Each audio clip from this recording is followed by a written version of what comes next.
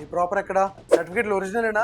Experience ఏంటి fake లా కనిపిస్తుంది? Your rejected. నన్ను ఆన్సర్ మనోడు అడిగే విధానం చూస్తుంటే వంశీ వాడేమో దొంగ ఏంటి? ఎరా ఏమైనా తెలిసిందా? లేదన్నా క్లోజ్ చేసింది. వాడి అడ్రస్ తెలియడం మనకు చాలా అవసరం. ఏమైంది? ఫస్ట్ లో బాగా రిటర్న్స్ వస్తున్నాయని చాలా ఎక్కువ ఇన్వెస్ట్ చేశాను.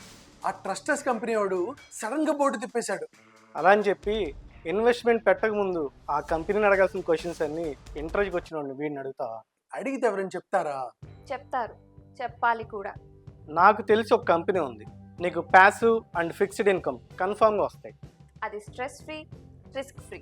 వెబ్సైట్లోనే అన్నీ మెన్షన్ చేస్తూ రెవెన్యూ మోడల్స్ కూడా ట్రాన్స్పరెంట్గా ఉంటే నీకు ఓకేనా? నాకు ముందే చెప్పాలి కదా.